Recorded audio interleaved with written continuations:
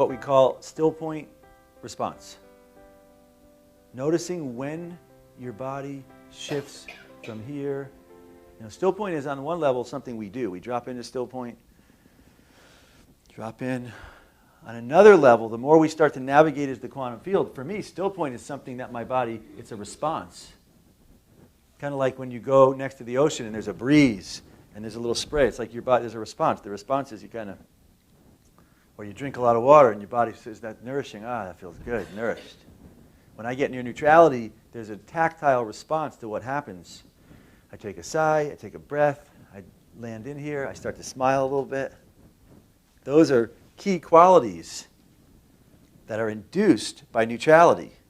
I'm calling it Stillpoint because we're looking at it from here. It's a thing we do. Truly, it's not a thing we do. It's a thing that happens when we're around neutral essence. You study with the great yogis and shamans and teachers. They all have different names for this. Yet the real ones, they all have the same look in their eyes, the same response. The ones who have really tasted of it, they know when they're in there. It's like we all know when we drink water. Water tastes like something, it feels like something, it brings you that sense of, I'm drinking water. When you've gone near that neutral essence, that spirit, that prana, that chi, that whatever name you want to give it, and it's real, you have that same response. You kind of, for me, I go near it, I go, okay, good, I'm near it, that's good. A little saliva kicks in, bliss opens up.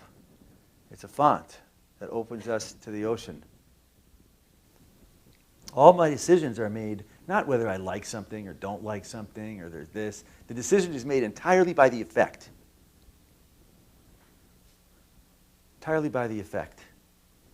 When I bring this thing into this space, now it could be a food thing, it could be a cell phone. We're looking at some new cell phones, and for me, that process isn't oh, this one has the features I like. I go into the store, and it was interesting. I went into a store here in Burlington, and they kind of, they almost got irritated with me because the guy really wanted to service who was next, which was me. And I really didn't want to be serviced because I knew there was nothing he could tell me until I went around. I like to go around and hold each one. So I'm waking my way around. He must have come up to me 3 or 4 occasions, and he just didn't know what to make of me because I kept saying, no, I'm okay, really, I'm okay, because everyone else wants their attention.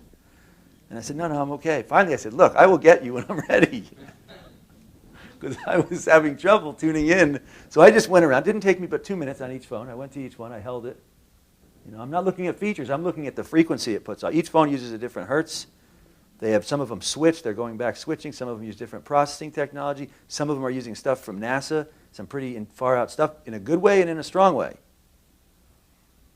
So I could tell right away when I'm on a phone that's going to be conducive for me or not. And so there are 3 or 4 phones in there that are great, that I like. And now I just got to figure out when I have my next pass in there, I'll pick one and I'm going to go with it. My first pass, I didn't go in there to buy anything. I went in there just to try to hold each one. I've been hearing about the new this one, and definitely for my system. Now that doesn't mean I'm going to go around telling people this phone's good, this one's not good, this one's good. Every one of us has a different makeup, a different purpose, a different thing that we're here to do. I can't tell you what's good and bad. There is no good and bad. No good and bad in the universe. There's just effect. Our journey is, well, how do we make choices that have the right effect for what we want? And that is an entirely thing that happens here for you. No one can help you in that. No one can own that. That's your manifestation, your sovereign, authentic manifestation. Yet if you, what I will share with you is that for me, I could never make that decisions and choices that suit this experience for me if I didn't have some barometer. And that barometer for me is Stillpoint. I go up to one phone, I hold it, and I'm kind of just holding it, kind of going like this. So no, that's not, definitely there's no, that's not inducing me into Stillpoint effect. Put it down. I go up to another phone, I hold it, take a sigh, I start to go like that. I say, that's probably my phone. The one that happens the fastest on. Now, I'm still very careful with phones. I never keep phones on my body. I don't put them in pockets. I don't wear them. Why? Because their nature is to flip polarity, energy, with some satellite. That's what they do. So I like to keep it nearby. I keep it not too far away. I can hear it. I can get it. This applies to everything we buy paint, to paint room in the house. I go up, I say, okay, there are different paints, and this one feels pretty good. I'm going to buy this one. Your Stillpoint field is really, really powerful. And not only that, it can feel things, even for me, someone could hand me a health supplement or something else. I just hold it for a moment. I trust this implicitly. And if my field says it doesn't do anything, it just stays like that, for me, I would say that's not really something I'm going to likely do this weekend. Now, I could override that and go and do it, but I've learned in my journey, if I do that, I go to the experience, and guess what the experience lacks? It doesn't mean the experience is no good. It doesn't mean it's a bad thing and you shouldn't do it. The only thing it tells me is that if I go and do that experience, usually there's something going on, and there's no this there. All I'm really asking is this next moment going to have this neutral essence and this ocean there? That's why you go see the lives of a lot of the yogis and saints. They always say the same thing. They all say the same thing. You say, oh, will you come visit us? Will you come here? Will you do this? They all say the same thing. Oh, if it's in the will. If it's in God's will. If it's in the will. They all say that. What they're really saying is, I have no idea. We'll see if that's going to happen and if the field brings that to fruition. They don't want to make a decision. They don't want to think it through.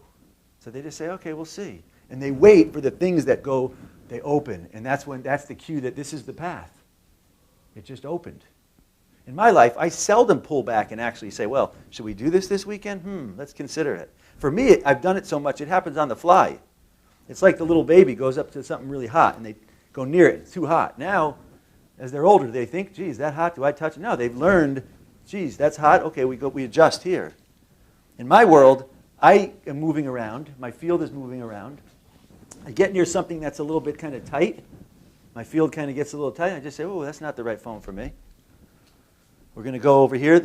Someone's talking to me, oh, we're going to do an event. Well, I don't know. This feels a little tight. Maybe it's not the right place for right now. We're going to do the retreat over at this place.